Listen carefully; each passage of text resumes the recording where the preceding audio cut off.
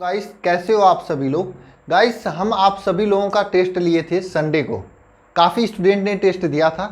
तो गाइस आज हम टेस्ट के पेपर का सलूशन करेंगे। आपने टेस्ट दिया था या फिर नहीं दिया था, आपको सलूशन जरूर देखना चाहिए, क्योंकि यहाँ पे मैं सलूशन के दौरान यह भी बताऊंगा कि जिन्होंने टेस्ट दिया था वे क्या गलती किए थे। आप लोगों को जानना जरूरी है कि वे क्या गलती किए थे। हो सकता है आप देते तो आप भी वही गलती करते। वैसे आप सभी लोगों को टेस्ट देना चाहिए था। टेस्ट देने से आप लोगों की तैयारी अच्छी होती है। जैसे काफ़ी लोग ये गलती किए थे, मैं देख रहा था कि मैंने पूछा था क्वेश्चन कोल्बे स्मिट अपक्रिया के बारे में, तो वे सभी लोग स्मिट अपक्रिया के बारे में दे दिए थे, जबकि दोनों अलग है। अगर बोर्ड एग्जाम में कोल्बे स्मिट पूछता है, आप स्मिट लिख कर आओगे, घर पर आके कहोगे मैंने तो वो लिखा था, एग्जामिनर ने ही नंबर नहीं दिया, यही कहोगे आप लोग ना। जबकि आपसे पूछा था कोल्बे स्मिट, आपने लिखा स्मिट अपक्रिया। ऐसी गलती आप लोगों ने काफ़ी किया है, काफ़ी स्टूडेंट ने ऐसे किए हैं। याद तो नाम नहीं है सबका, वैसे मैं बताऊंगा जिन्होंने ऐसी गलती की थी, ठीक है, सबका बताऊंगा। मैं पूरी कॉपी चेक हो जाएगी ना, चेक होने के बाद मैं फाइनल रिजल्ट लेकर आऊँगा, जिसमें टॉप 10 लोगों का फोटो दिखाऊंगा, सभी लोगों का नाम लूँगा, कहाँ से हैं वे बताऊँगा। साथ में सबकी कॉपी जो टॉप 10 में होंगे उनकी कॉपी जो है हम टेलीग्राम चैनल पर डाल देंगे। टेलीग्राम चैनल का लिंक नीचे डिस्क्रिप्शन में है, और इंस्टाग्राम पर भी डाल देंगे। इंस्टाग्राम का भी लिंक नीचे डिस्क्रिप्शन में है। अगर आप लोग चलाते हो तो जाकर इंस्टाग्राम पर भी फॉलो कर लेना। टेलीग्राम पर तो सभी लोग फॉलो करना ही, क्योंकि वहाँ पे मैं क्लास के जो सलूशन होंगे, इस पेपर का जो सलूशन है, जो कि टॉप स्टूडेंट जो सबसे बढ़िया लिखा होगा, उसकी मैं पीडीएफ मंगवा कर वहाँ पे डालूंगा, ताकि सभी लोग देखें कि टॉपर स्टूडेंट कॉपी कैसे लिखते हैं, क्यों उनको पूरा नंबर मिलता है, क्यों आपको कम नंबर मिलता है। अपना आकलन खुद से कर लो आप लोग। वैसे मैं सबका नंबर बताऊंगा, सबको बताऊंगा कि आप लोग क्या गलती कर रहे हो, लेकिन दूसरे की कॉपी देखने के बाद पता चलेगा नहीं कि आप कहाँ पे वेरी कर रहे हो, ये सभी चीज़ें आपको पता चलेगा। तो गाइस चलिए आज का ये सलूशन स्टार्ट करते हैं। क्वेश्चन पेपर तो आप सभी लोगों के पास होगा ही, नहीं है तो टेलीग्राम पर चले जाना, वहाँ पे क्वेश्चन पेपर मैं अपलोड कर दिया हूँ। या कल 2 मई को था ना टेस्ट, हाँ 2 मई टेस्ट के नाम पर एक वीडियो पड़ी हुई है, वहाँ पर मैं क्वेश्चन पेपर मिल जाएगा आप लोगों को। क्वेश्चन पेपर में मैं स्टार्टिंग में बहुविकल्पी प्रश्न दिए थे, तो चलते हैं बहुविकल्पी प्रश्न से ही। सबसे पहली बात, बहुविकल्पी प्रश्न कैसे लिखा जाता है। वैसे मैं काफ़ी बार टेस्ट ले लिया हूँ, अब मुझे बहुत खुशी है कि काफ़ी स्टूडेंट ने ऐसी गलती सुधार ली है अपनी।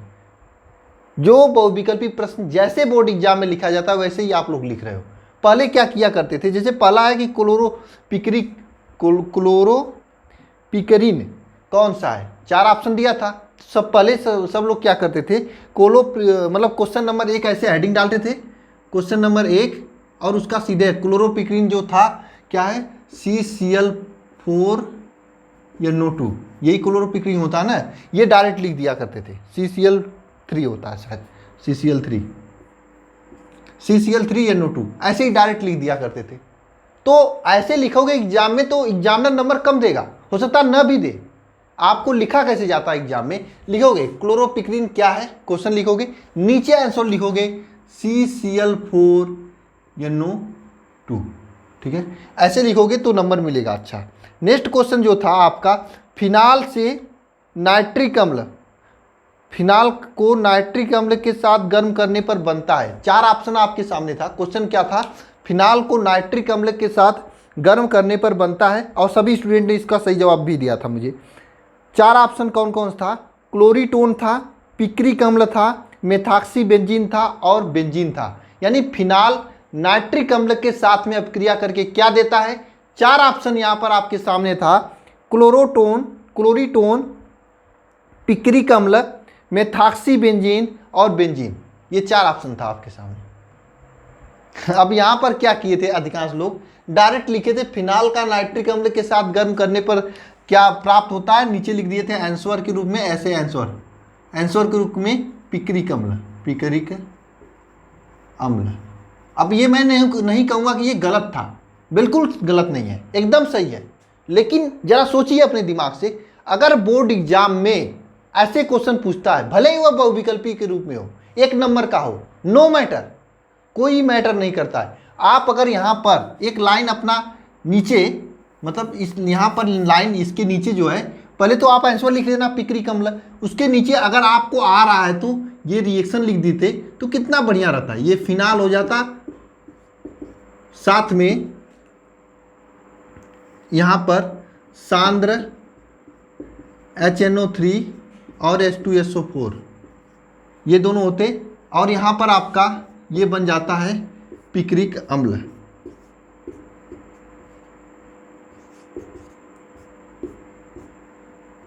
NO2 NO2 NO2।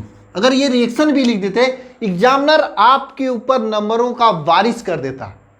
एक नंबर तो यहाँ देता ही, लेकिन एग्जामिनर के दिमाग में पॉजिटिव इफेक्ट जाता, तो आगे के क्वेश्चन में अगर कुछ गलती भी किए होते तब पर भी नंबर दे देता। लेकिन मैक्सिमम स्टूडेंट बस पिक्रिक अम्ल लिखकर आगे बढ़ गए थे, जो कि गलत है। इसीलिए मैं सलूशन करा रहा हूँ ना, ताकि आपकी गलतियों को मैं बता सकूँ यहाँ से।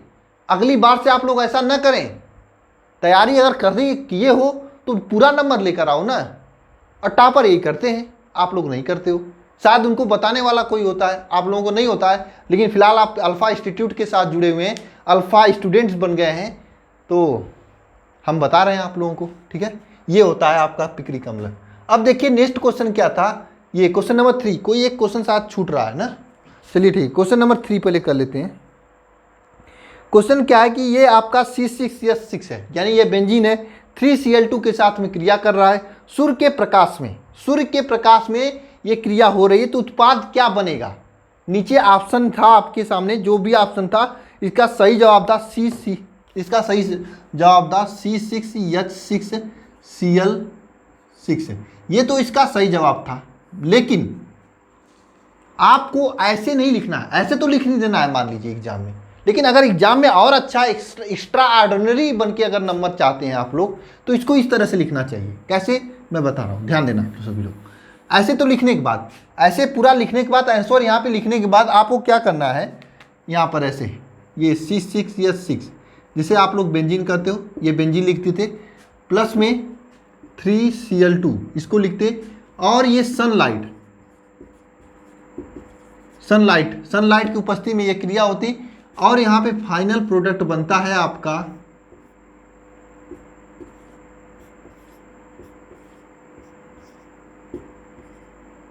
ऐसे लिखते तो काफ़ी भी भरता और अच्छा भी लगता देखने में। और कुछ लोग ऐसे लिखे भी थे, मैं काफ़ी लोग ऐसे लिखे भी थे। नाम तो मेरे सेकंड वाले नंबर मोबाइल में है, नहीं तो मैं बताता। काफ़ी लोग ऐसे लिखे भी थे, और मैं टॉपर जो हैं वो ऐसे ही लिखे थे, अच्छे से। वे जानते हैं कि नंबर कैसे मिलता है। देखिए नंबर आपके बोर्ड एग्जाम में क्या लिखते हो इससे नहीं मैटर रखता, कैसे लिखते हो इस पर हद तक डिपेंड करता है, कैसे लिखते हो। अब आप प्रेजेंटेशन स्किल कैसा है, इस पर नंबर अच्छा मिलता है। आपको इसी चीज़ का इम्प्रूव करना है। अगर आप बोर्ड एग्जाम में अच्छा नंबर चाहते हैं तो आपको इन चीज़ों को इम्प्रूव करना पड़ेगा। अब आपको लग रहा होगा मैं पढ़ा नहीं रहा हूँ, ज़्यादा आप लोगों को बता रहा हूँ। ज़रूरत है आप लोगों को जानने की। अब नहीं जानोगे तो कब जानोगे? बोर्ड का एग्जाम आ गया है, अगर अब नहीं होता तब तक एग्जाम हो गया होता, रिजल्ट आ गया होता। लेकिन फिर भी आपको जानना चाहिए। अभी भी आप लोग यही गलती कर रहे हो।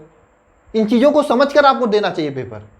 अगर अभी तक बोर्ड एग्जाम नहीं होता, हो गया होता, तो अब तक रिजल्ट आ गया होता, दूध का दूध पानी का पानी हो गया होता। लेकिन अगर समय मिला है तो आप इन चीज़ों को इंप्रूव कीजिए, करोगे तो बढ़िया रहेगा। ठीक है, नेक्स्ट क्वेश्चन की ओर चलते हैं। फिनाल से बेकेलाइट कैसे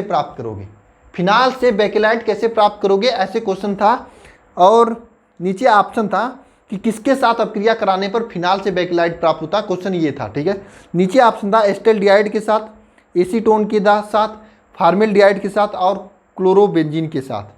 किसके साथ अपक्रिया कराओगे? तो इसका सही जवाब था आपका फार्मेल्डिहाइड, यानी HCHO के साथ। ये आपका सही जवाब था। लेकिन आपको ये स्टेटमेंट लिखना है, नीचे HCHO उत्तर लिखना है। यहाँ पर ही नहीं रुकना आपको, यहाँ पर नहीं रुकना है आपको, इसके आगे तक देना है। एग्जामिनर को ये बताना कि मुझे आ रहा है, मैं जानता हूँ, ये एग्जामिनर को बताना है। कैसे लिखोगे? इसके आगे ये रिएक्शन लिख देना बेकेलाइट वाला।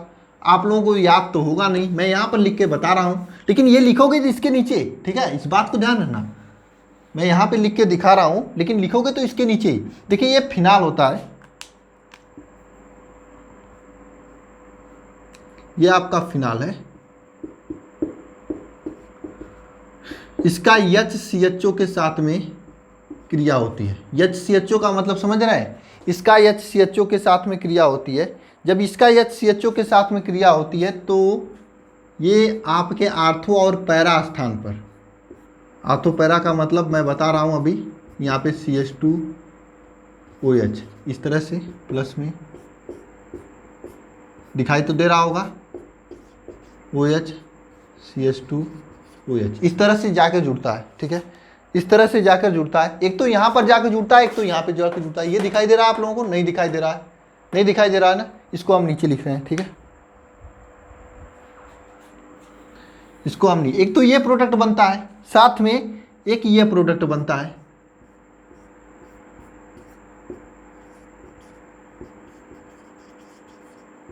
ये प्रोडक्ट बनता है, ये दो प्रोडक्ट यहां पर बनते हैं, ये दोनों प्रोडक्ट बनते हैं। लेकिन ये दोनों प्रोडक्ट बनते ही नहीं है, बनने के बाद इनका संयुग्मन होता है, इनका क्या कंडेंसेशन होता है, संघनन होता है, और ये जुड़ते हैं। किस तरह से जुड़ते हैं? जिसे बैकेलाइट कहा जाता है। आइए मैं जोड़कर दिखा देता हूं, जरूरी है आप लोगों को जानना। अगर ऐसे एग्जाम में लिखोगे आप लोग ना, सही में बहुत अच्छा नंबर मिलेगा आप लोगों को। इस तरह से, ऐसे तो हमको नहीं लगता है कोई स्टूडेंट इस तरह से लिखा था। अगर कोई लिखा था तो मैं उनकी कॉपी अभी नहीं चेक किया होऊंगा, शायद आप लोगों को लिखने ही नहीं आता होगा, या फिर आता है तो लिखे क्यों नहीं। ऐसे लिखे होते तो अच्छा नंबर मिला होता है। आपको मालूम है ये कैसे होती क्रिया? यही आपका बेकेलाइट बन रहा है। अब इधर देखिए, इसे लिखने के बाद नीचे जो है ये CH2 से जुड़ेगा,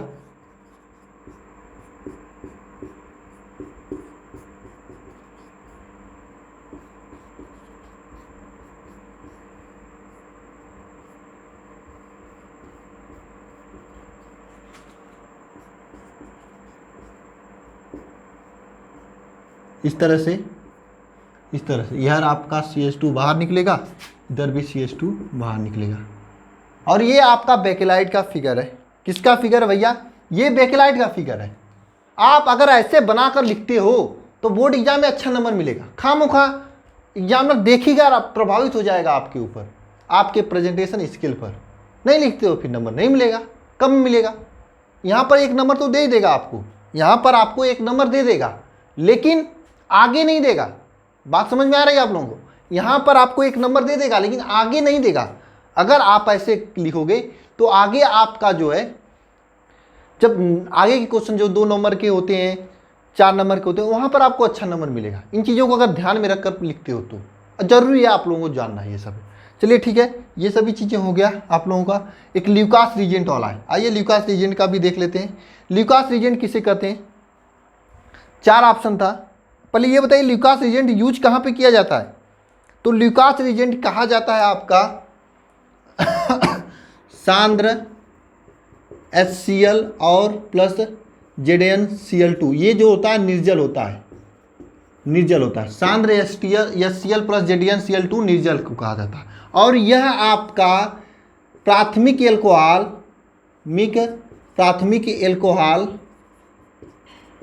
यानी 2 डिग्री एल्कोहल, 3 डिग्री एल्कोहल, इसके विभेद में काम किया जाता है।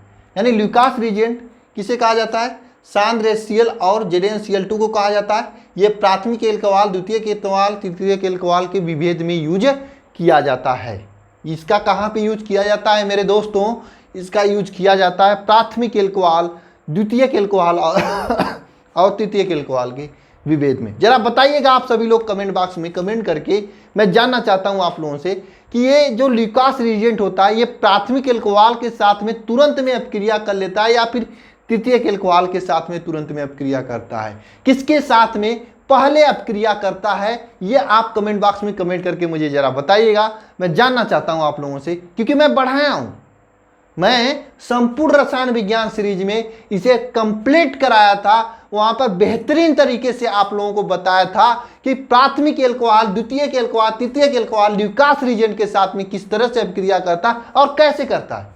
अगर आपके दिमाग में नहीं है तो आप सर्च करके लिखना कमेंट बॉक्स में, ताकि याद हो जाए आपसे। इसमें क्या होता है कि कोई एक एल्कोहल होता है, शायद प्राथमिक, द्वितीयक, तृतीयक में से कोई एक एल्कोहल होता है जो कि ल्यूकास रीजेंट के साथ में रखने पर, ल्यूकास रीजेंट के साथ में अपक्रिया कराने पर तुरंत अपक्रिया कर लेता है, सेकेंड भर में, चुटकियों में अपक्रिया कर लेता है, जबकि अन्य नहीं करते हैं ऐसा। अब कौन है प्राथमिक तुरंत अपक्रिया करता है या तृतीयक अपक्रिया करता है, ये आप बताएंगे कमेंट बॉक्स में लिखकर, ठीक है। नोट करिएगा, नोट क्या करना, वैसे तो आप लोगों को इसमें महारत हासिल है, ठीक है। हो गया चलिए इसलिए कल आप लोगों को क्लास नहीं ले पाया था मैंने, ठीक है। तबीयत सही नहीं चल रही है, हाँ क्या बताऊं इधर।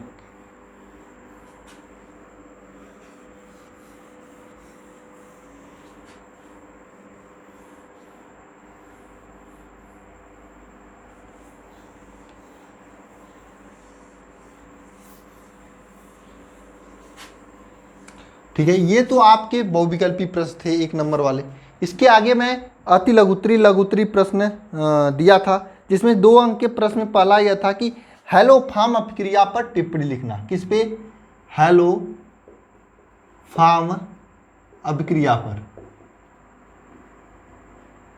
कुछ समझ में आ रहा है आप लोगों को हेलो फार्म अपक्रिया किसे कहते हैं? आप लोगों को याद है, ये एक ऐसा क्वेश्चन है जो कि सभी स्टूडेंट के द्वारा किया गया था और सही किया गया था, कुछ एक स्टूडेंट को छोड़कर, क्योंकि कुछ लोग अपवाद हैं, उनको अभी हेलो फार्म अपक्रिया नहीं आता है। जबकि हेलो फार्म अपक्रिया गांव की गली गली में छोटे छोटे बच्चों से अगर पूछा जाए तो वे बता सकते हैं। छोटे बच्चों का मतलब यह है कि 1 साल से जो पढ़ाई करें तो उनके टिप पर होता है, लेकिन काफ़ी ऐसे स्टूडेंट हैं जिनको अभी भी हेलो फार्म अपक्रिया के बारे में नहीं पता था। तो चलिए बताना जरूरी है, मैं बता दूं। देखिए, हेलो फार्म अपक्रिया वे सभी यौगिक जिसके अंदर आपका CH3 और H, एक यहाँ पर OH, ये समूह हो, या फिर C डबल बॉन्ड हो CH3, ये वाला समूह, यानी वे सभी यौगिक जिसके अंदर या तो ये समूह हो या तो ये समूह हो, या तो ये वाला समूह या तो फिर ये वाला समूह, ये दोनों समूह में से कोई भी एक समूह उपस्थित हो, और यह समूह उपस्थित होने के बाद यह क्षार NaOH या फिर KOH के साथ में, यह क्षार NaOH या फिर KOH के साथ में अपक्रिया करके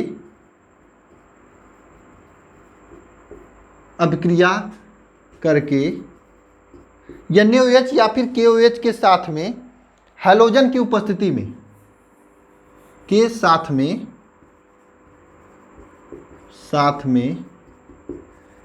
हैलोजन की उपस्थिति में, हैलोजन की उपस्थिति का मतलब यहाँ पर इसे X से बताया जाता है और X2 से बताया जाता है, जो कि Cl2 हो सकता है, Br2 हो सकता है, I2 हो सकता है, यानी इस हैलोजन की उपस्थिति में। ठीक है, बात समझ में आई? वे सभी यौगिक जिसमें ये समूह उपस्थित हो या फिर ये समूह उपस्थित हो, ये दोनों समूह उपस्थित हो, वह क्षार NaOH या KOH के साथ में अपक्रिया करके H2 यानी हैलोजन की उपस्थिति में यह क्या देता है? यह हेलो फार्म प्रोडक्ट देता है, हेलो फार्म देता है। अब हेलो फार्म देता है। अब हेलो फार्म में का मतलब क्या है? हेलो फार्म का मतलब क्या है दोस्तों? हेलो फार्म का मतलब है आपका CHCl3 देगा, या फिर CHBr3 देगा, या फिर CHI3 देगा। नहीं समझ में आया आप लोगों को? ध्यानपूर्वक समझिए। वे सभी यौगिक, आप ये नहीं लिखोगे तब पर भी चलेगा, फिर भी आप लिख दोगे तो आपको मालूम रहेगा। वे सभी यौगिक जिसके अंदर ये उपस्थित हो या फिर ये उपस्थित हो, या क्षार NaOH के साथ में या फिर KOH के साथ में, ये दोनों में से किसी एक के साथ में अपक्रिया करके अपक्रिया करता है और हैलोजन की उपस्थिति में अपक्रिया करता है, जैसे Cl2 Br2 I2 की उपस्थिति में अपक्रिया करता है। अपक्रिया करके यह हेलो फार्म देता है। हेलो फार्म का मतलब CHCl3, CHBr3 और CHI3 ये देता है। इस पूरी अपक्रिया को क्या कहते हैं? Haloform. इस पूरी अपक्रिया को हेलो फार्म अपक्रिया कहते हैं।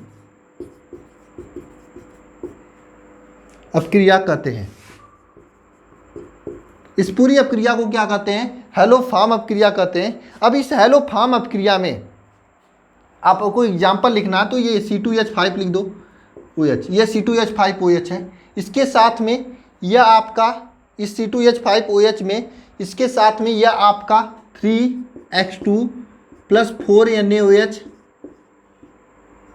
NaOH के साथ में, यानी देखिए ये C2H5 OH है, ये आपका क्या है, एक एल्कोहल है और ये इस फॉर्म का है कि नहीं है, इस फॉर्म का। कैसे समझोगे, देखिए इसको इस तरह से लिखोगे ना, CH3 CH2OH, तो ये आपका इसी फॉर्म का है, इसी फॉर्म का ना, इसमें ये उपस्थित है ना, CH3 ये उपस्थित है और ये यहाँ पर है, यानी कि अगर इस फॉर्म का होगा तभी ये येलो फॉर्म अपक्रिया देगा, अगर नहीं होगा तो नहीं देगा। इस बात को समझ लेना सभी लोग, अगर इस फॉर्म का होगा तभी हेलो फॉर्म अपक्रिया देगा, नहीं होगा तो नहीं देगा।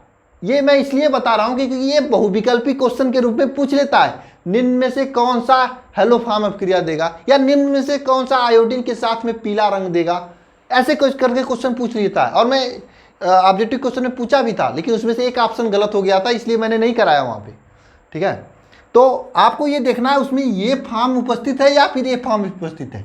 अगर उपस्थित होगा तभी हेलो फॉर्म अपक्रिया देगा, नहीं उपस्थित होगा तो हेलो फॉर्म अपक्रिया नहीं देगा। अगर उपस्थित नहीं होगा तो हेलो फॉर्म अपक्रिया नहीं देगा। ठीक है, तो ये अपक्रिया कर लेता है, करने के बाद क्या बनाता है, CHX3 बनाता है, साथ में CHX3 बनाता है, साथ में 3NaX, साथ में 3CHCONA। ठीक है, C2H5CONA। ठीक है, C2H5CONA + 3H2, ये हेलो फॉर्म अपक्रिया का पूरा प्रोडक्ट हुआ। टिप्पणी लिखना है तो अच्छे से लिखना। ठीक है, अब यक्स के यहाँ पर आप क्लोरीन रख दोगे तो ये CHCl3 बन जाएगा, ब्रोमीन रख दोगे ये बन जाएगा, आयोडीन लिख दोगे तो ये बन जाएगा। बोलिए समझ में आ रहा है कि नहीं आप लोगों को, आ रहा होगा। हेलो फॉर्म अपक्रिया सभी को आता है। चलिए ले नेक्स्ट चलते हैं, नेक्स्ट क्वेश्चन की ओर चलते हैं, नेक्स्ट क्वेश्चन की ओर।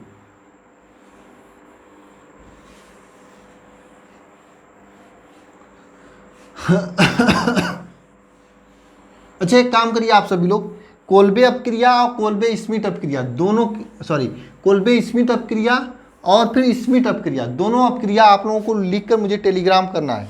चलिए नेक्स्ट क्वेश्चन क्या था कि फिनाल बनाने की 2 विधि का वर्णन करना है। यही क्वेश्चन था ना, फिनाल बनाने की 2 विधि का वर्णन करना। पेपर आपको मिल जाएगा टेलीग्राम चैनल पर, जाकर देख लेना। फिनाल बनाने की 2 विधि का वर्णन करना, मैं नहीं कराऊंगा, फिनाल बना सकते हो आप लोग, बना दो। अच्छा कुछ लोग कहेंगे सर भूल गया बनाने के लिए। देखिए पहला फिनाल बनाने की एकदम सिंपल विधि है आपका, इस तरह से क्लोरोबेंजीन है, इसका लिए क्रिया कराए NaOH के साथ में। तो ये बुक में अलग अलग देता, कुछ बुक में यहाँ पर 338 या तो नहीं है ना 237 केल्विन ताप पर गर्म करके फिनाक्साइड आयन बनाता है, फिर उसका HCl के साथ में क्रिया करा के फिनाल बनाता है। लेकिन मैं यहाँ डायरेक्ट करा सकता हूँ, आप लोग डायरेक्ट कराओगे यहाँ पे OH + NaCl, डायरेक्ट ये करा सकते हो, ये फिनाल बना सकते हो।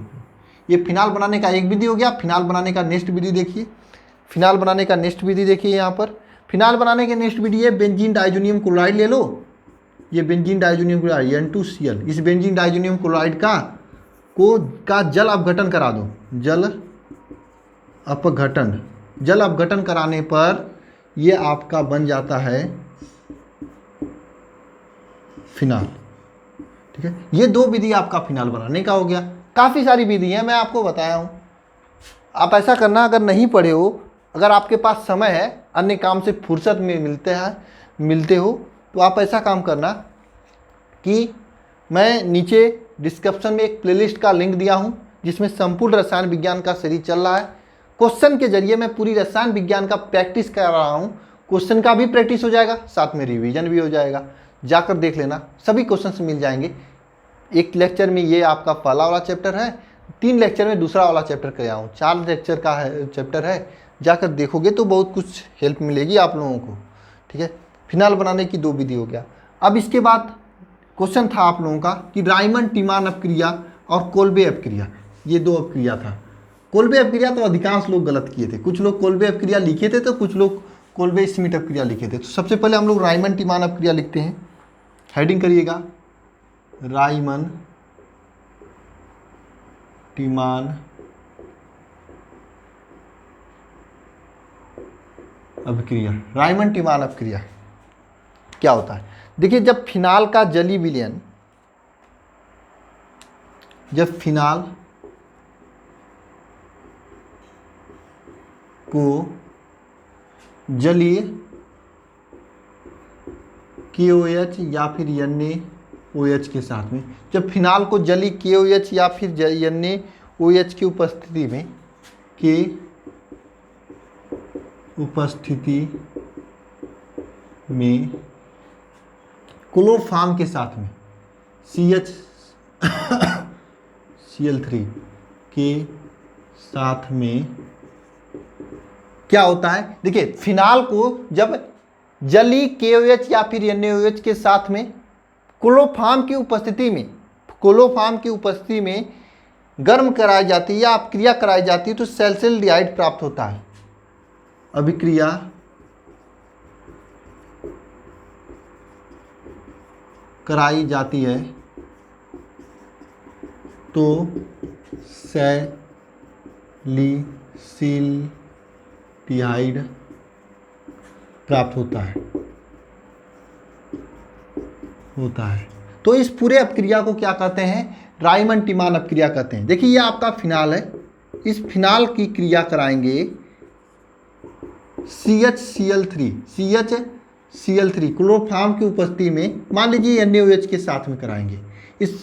इस फिनाल की अपक्रिया क्लोरोफॉर्म की उपस्थिति में NaOH 3 होता है यहाँ पर, कराएंगे तो क्या बनेगा? देखिए, यहाँ पर आपका सैलिसिलडिहाइड बनता है। सैलिसिलडिहाइड का मतलब यहाँ पर OH होता है, यहाँ पे CHO आके जुड़ जाता है, ये आपका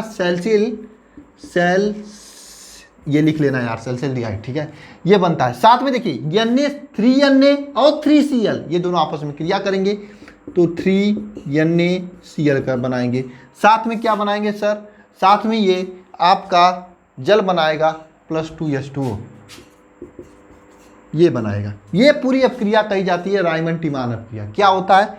जब जली विलयन में, फिनाल के जली विलयन में KOH या फिर NaOH, सुना सभी लोग ध्यान से सुनना, KOH या फिर NaOH की उपस्थिति में क्रिया कराई जाती है। किसके? क्लोरोफॉर्म की उपस्थिति में क्रिया कराई जाती है तो सैलिसिलडिहाइड प्रोडक्ट के रूप में बनता है। इस पूरे रिएक्शन को कहते हैं राइमन टीमान अपक्रिया।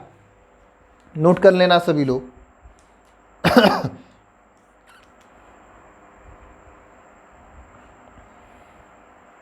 ठीक है, हो गया। अब मैं कोल्बे अपक्रिया के बारे में बता रहा हूं। देखिए, दो अपक्रिया होती है, कोल्बे होता है, एक कोल्बे स्मिथ अपक्रिया होती है। दोनों अपक्रिया के बारे में यहाँ पे डिस्कस करेंगे हम लोग। कोल्बे अपक्रिया के बारे में भी डिस्कस करेंगे और कोल्बे स्मिथ अपक्रिया के बारे में भी डिस्कस करेंगे अच्छे से। डोंट वरी, परेशान मत होना, ठीक है। सबसे पहले कोल्बे अपक्रिया, कोल्बे स्मिथ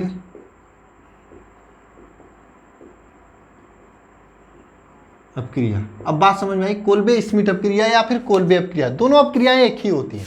कोल्बे अपक्रिया कहिए या फिर कोल्बे स्मिथ अपक्रिया कहिए, दोनों की दोनों अपक्रियाएं एक ही होती है। इसमें होता क्या है? फिनाल का सोडियम लवण लेते हैं, फिनाल का सोडियम लवण, फिनाल का जो सोडियम लवण होता है, इसको 125 डिग्री सेंटीग्रेड पर और उच्च दाब पर, 4 से 7 वायुमंडलीय दाब पर, 125 डिग्री सेंटीग्रेड उच्च दाब, 4 से 7 वायुमंडलीय दाब, वायुमंडलीय दाब पर क्या किया जाता है? देखिए, फिनाल का सोडियम लवण लेते हैं 125 डिग्री सेंटीग्रेड पर उच्च दाब यानी 4 से 7 वायुमंडलीय दाब पर CO2 कार्बन डाइऑक्साइड के साथ गर्म किया जाता है, गर्म किया जाता है तो सैलिसिलिक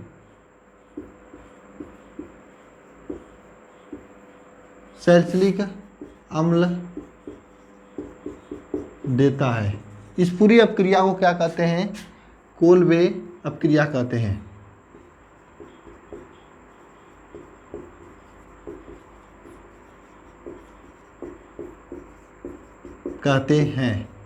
अब आप लोग ने क्या किया था मुझे बताने की जरूरत नहीं है।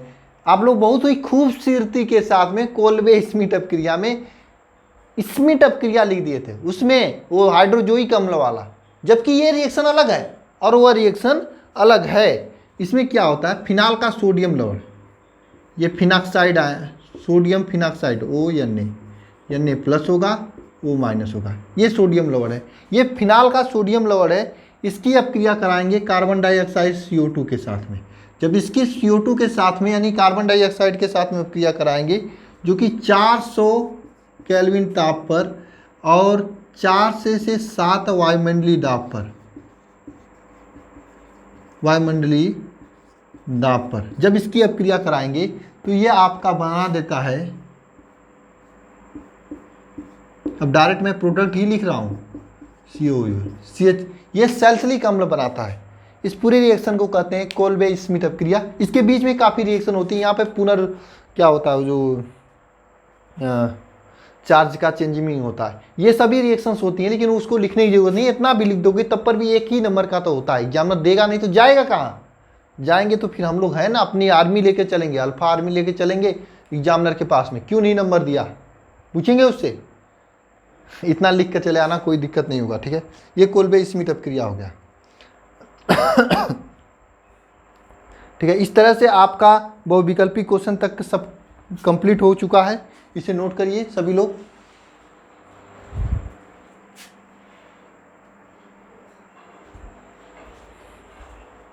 अच्छा हाँ, स्मिट अपक्रिया क्या होता है? स्मिट अपक्रिया में आपको मालूम है कार्बोक्सिलिक अम्ल होता है, यानी CH3COOH होता है, और इसकी क्रिया कराई जाती है आपकी हाइड्रोजोइक अम्ल N3H की साथ में उपस्थिति कौन होता है? H2SO4 की उपस्थिति होता है। कुछ लोग यही रिएक्शन लिखे थे, सांद्र H2SO4 की उपस्थिति में, यानी ये कार्बोक्सिलिक अम्ल का हाइड्रोजोइक अम्ल के साथ में सांद्र H2SO4 की उपस्थिति में अपक्रिया कराई जाती है, तो आपका देता है CH3NH2, जिसे आप लोग कहते हो प्राथमिक एमीन। CH3NH2 जिसे आप लोग कहते हो प्राथमिक एमीन, प्लस आपका कुछ देता है इसी प्रोडक्ट, इसे लिख लेना। ये रिएक्शन जो होता है इसे कहते हैं आपका स्मिट अपक्रिया। जबकि कोलबे स्मिट अपक्रिया या फिर कोलबे अपक्रिया, कोलबे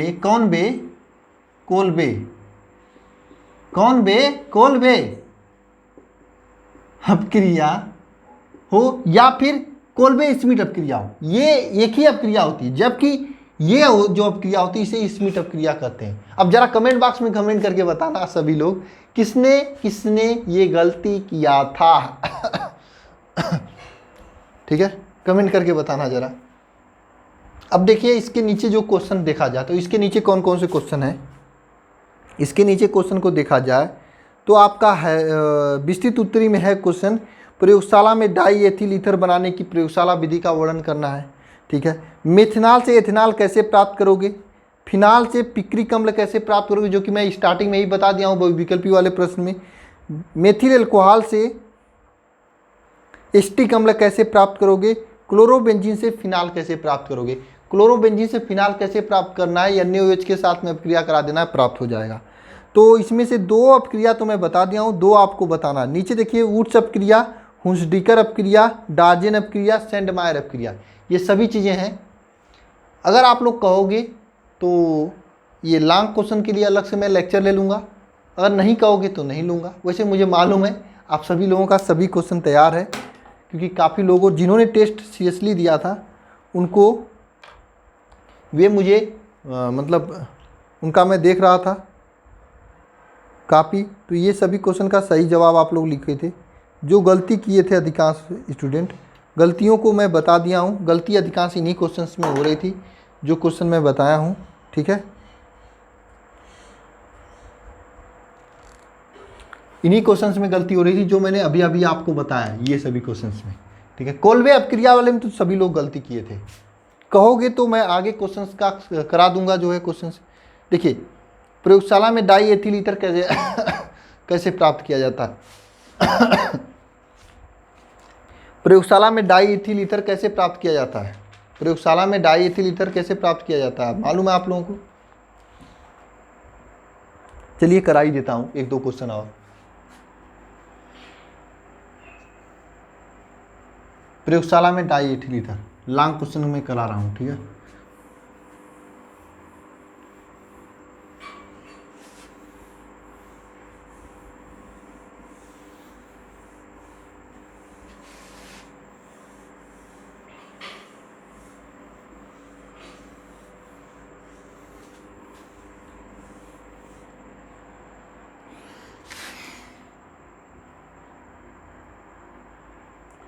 प्रयोगशाला में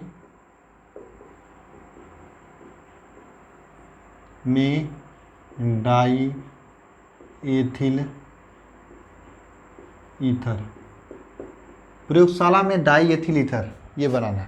देखिए, वैसे तो आपको मैं बता दूं, प्रयोगशाला में डाई एथिल ईथर बनाने की एक विधि होती है, उसका पूरा फिगर होता है। मुझे खुशी है कि काफ़ी स्टूडेंट ने बनाया था। मैं रिएक्शन को बता देता हूं, फिगर वगैरह अपने से जाके देख लेना आप सभी लोग। इसमें क्या होता है, एथिल एल्कोहल का क्रिया होती है। इसमें एथिल एल्कोहल की क्रिया होती है। एथिल एल्कोहल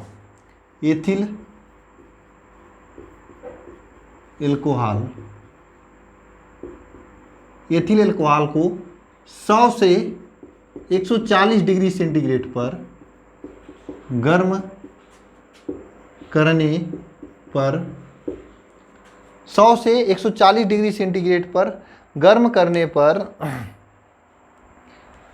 वो भी सांद्र H2SO4 की उपस्थिति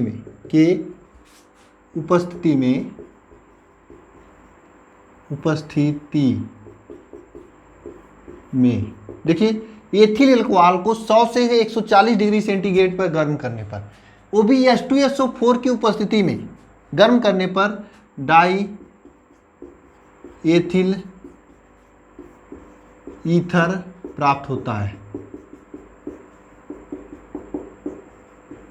और ये विधि जो होता है प्रयोगशाला विधि होता है। ये प्रयोगशाला में इसी तरीके से बनाया जाता है। आइए रिएक्शन को लिख कर देखते हैं हम लोग। इसमें क्या होता है, एथिल एल्कोहल यानी C2H5OH, ये आपका डाई एथिल एल्कोहल है। इस एथिल एल्कोहल का हम क्रिया कराएंगे H2SO4 के साथ में। H2SO4 के साथ में कितने डिग्री सेंटीग्रेड पर? 140 डिग्री सेंटीग्रेड पर। तो आपका प्रोडक्ट क्या बनेगा, देखा ध्यान से देखना। इस H2SO4 को हम लिखते हैं HSO4, यानी H2 को HH के रूप में अलग कर दिए।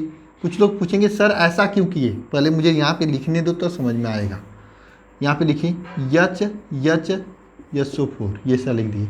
अब क्या होगा, देखिए ये OH है और यह H है, ये आपस में क्रिया करेंगे और H2O बाहर निकालेंगे। यह H2O हो जाएगा, निकालेंगे और यहाँ पर बनेगा आपका C2H5HSO4, ये बनेगा। ठीक है, ये बनेगा। अब इसी का हम उठाएंगे और C2H5OH के एक और अणु से क्रिया कराएंगे। C2H5OH इसके एक अणु से क्रिया कराएंगे। किसकी क्रिया कराएंगे? C2H5HSO4 की। ठीक है, इसकी क्रिया कराएंगे। C2H5OH की क्रिया एक और अणु से C2H5HSO4 से कराएंगे। जब इसकी क्रिया कराते हैं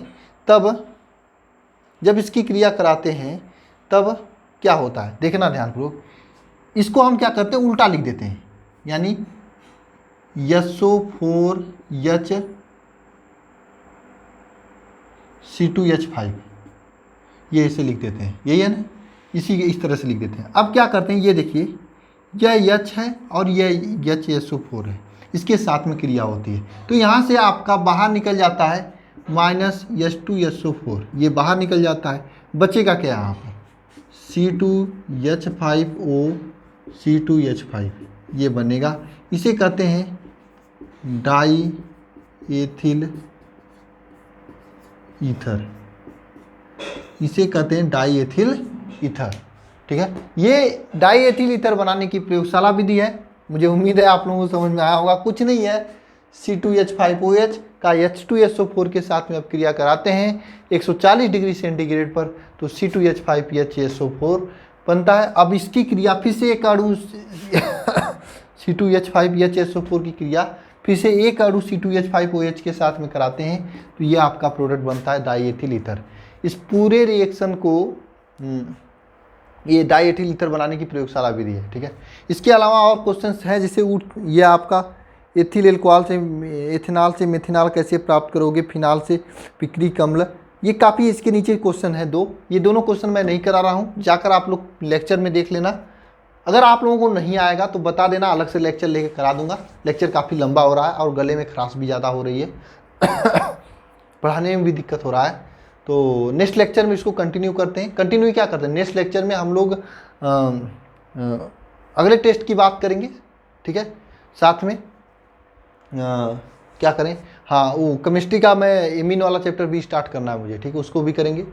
ठीक है, एमीन वाला क्या, अभी इसमें एक लेक्चर रह गया शायद ना, हाँ एक लेक्चर रह गया, देखेंगे जैसा भी हो। उसी के आगे केमिस्ट्री संपूर्ण रसायन विज्ञान के आगे भाग को कंटिन्यू करेंगे। और जल्द ही आपको बहुत ही बड़ी खुशखबरी मिलने वाली है मेरे तरफ से। खुशखबरी क्या है आप लोगों को पता चलेगा, बहुत बड़ी खुशखबरी है आप लोगों के लिए। परिवर्तन है आप सभी लोगों के लिए, आसान परिवर्तन है आप लोगों के लिए, पता चलेगा जल्दी। ठीक है, मैं नहीं बताऊंगा अभी मुंह से, कुछ सरप्राइज होता है आप लोगों के लिए तो सरप्राइज ही चलेगा। ठीक है, तो गाइस मिलते हैं नेक्स्ट वीडियो में। धन्यवाद आप सभी को। तैयारी अच्छे से करते रहिएगा, पूरी ईमानदारी से बढ़िया से पढ़ते रहिएगा, समय का प्रयोग करिए, अपना व्यक्तित्व इस प्रकार से बनाइए कि माता पिता आपको खुशी रहें और इतना अच्छा परसेंटेज लाइए कि बढ़िया से बढ़िया सब कुछ होते रहे। ये मेरी शुभकामनाएं आपके साथ है। मिलते हैं नेक्स्ट वीडियो में। धन्यवाद आप सभी को, धन्यवाद।